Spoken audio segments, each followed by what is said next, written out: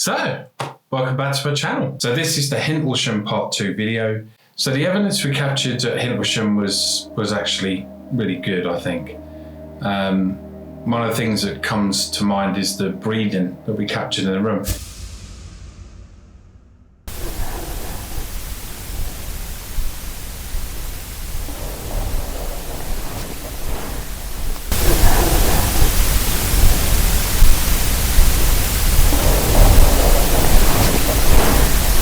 We definitely didn't hear that at the time. And even though I kind of had a strange sensation about one of the corners of the room, it wasn't actually the place where the breathing came from. But interestingly, you did have some interesting feelings around that part of the room, didn't you? Much later on in the evening, yeah. Like Craig said, at the time we didn't hear that and we didn't know about breathing until we reviewed the footage when we got back.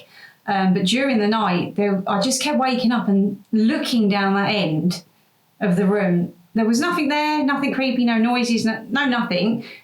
But it was just something drawing my attention down that end during the night, which looking back was where the breathing came from. So, and I found myself kind of like just occasionally, I mean, it may well just be psychological with the fact that that's the entry point to the room.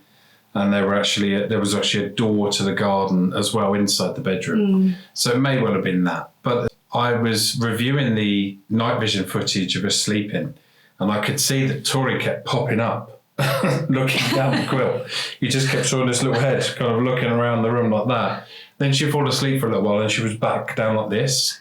And she just couldn't relax. It was just something was drawing her eye and her attention down to the bottom of that room, and that was unusual. I mean, let us know what you think, but we certainly do flag that one as certainly unexplained. Unusual. Yeah, very unusual. What else did we capture?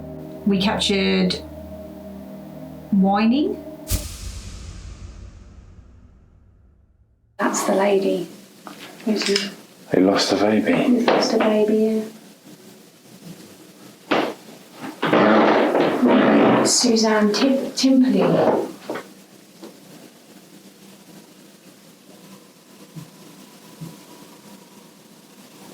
What is that noise?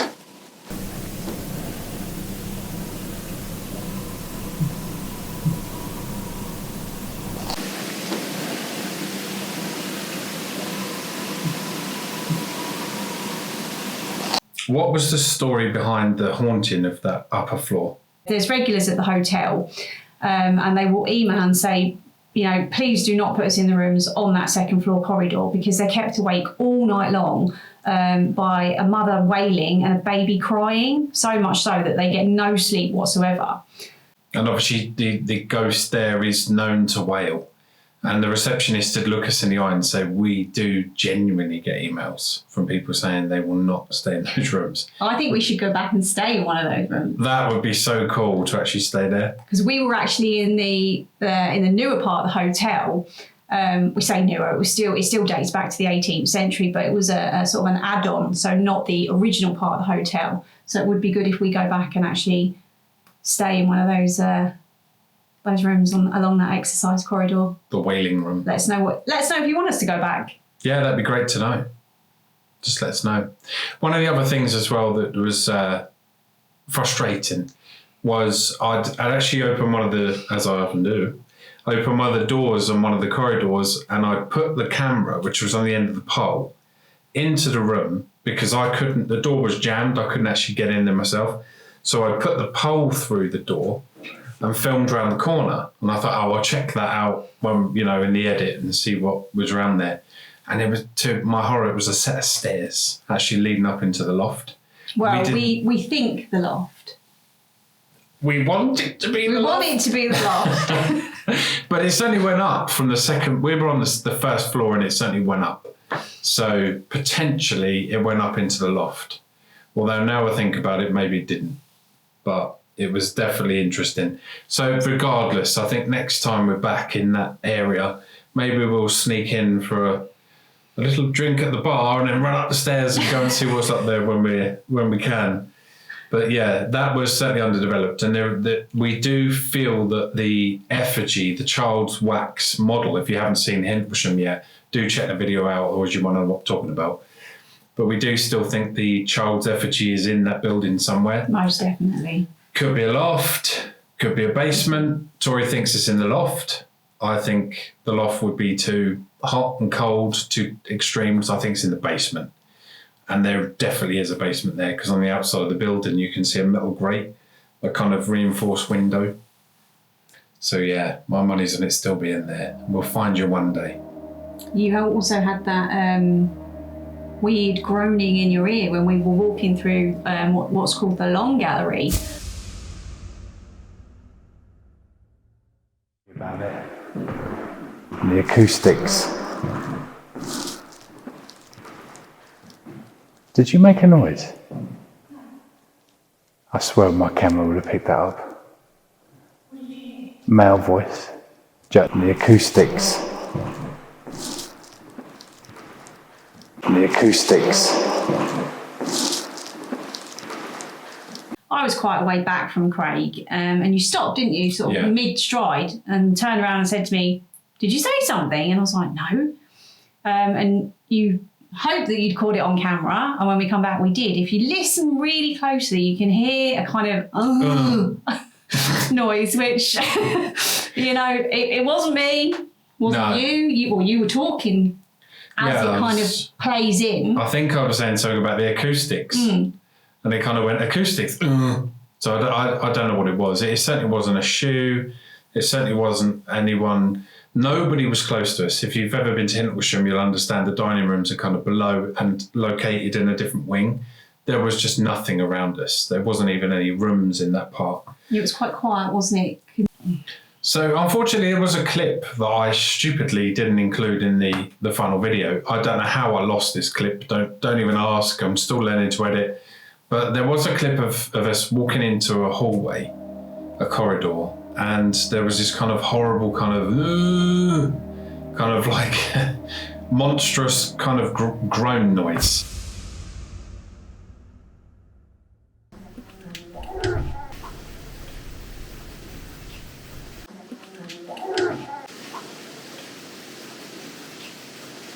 It had me scratching my head when I played it back. I was thinking, where could that have come from? I have no idea where it came from. I think I'm going to include it in this video so you can hear it for yourself, and do let us know in the comments what you think that is. We have no idea. We've kind of listened to it thinking, okay, we're up for it not being supernatural, but it does sound pretty much like some kind of ghostly groan from beyond the grave. So I don't know what it is. Make up your own minds. And we also caught some interesting visuals within our room. We had the night vision camera, which was rolling all night long. And we kept seeing what looked like indoor lightning, sort of white, quite bright. They were quite bright, weren't they? Light flashes. And obviously, unbeknown to us at the time, that coincided with a lot of orb activity that was caught on camera. Now, some skeptics might say, it's just dust, it's just dust. Let us know what you think. Take a watch, look at the Hintlesham video, and let us know what you think. Unfortunately, the flashes didn't actually come out on camera, but they were most definitely there, weren't they? They were definitely there. It was like a kind of lightning effect indoors, if you can imagine that. So strange, so strange. Yeah, and one comment that we had was that the orbs were kind of flashing around like ping pong balls. And it did look like ping pong balls. It did. I mean, they were just sort of white things flashing around all night long. All over, yeah. Yeah, obviously we didn't see that in the night, and there wasn't anything that woke us, put it that way. There was a moment where I saw my pillow on the floor when I was reviewing the footage, and I thought, somebody's pulled my pillow out. And I thought, oh no, that was me. Damn. Yeah, we actually slept quite well. I mean, the hotel's lovely. The room was lovely. Good quality furnishings, good quality beds, everything you could ask for a hotel of that standard. Yeah, it wasn't cheap at 237. 237 pounds it was. But that was, I think, a fair price for such good quality. I mean, it's a 5-star red, isn't it?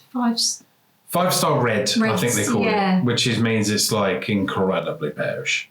So you're going to have a really good meal in the restaurant. You're going to have fantastic standards everywhere. And we certainly found that everywhere we went. It was immaculately clean. the staff were so friendly. They really helped us out with the ghost hunt.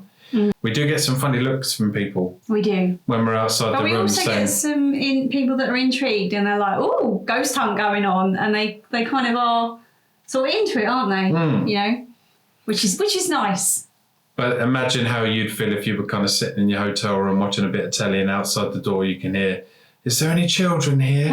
Come and play. That might get a few kind of raised eyebrows. Yeah. But yeah, so we do our best in the kind of live hotel settings, and for the most part I think it's working.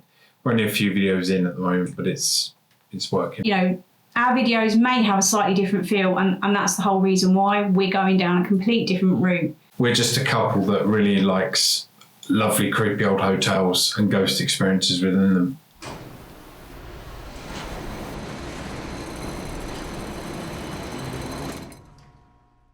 How about that? Oh, me. All right. Your turn. Hey.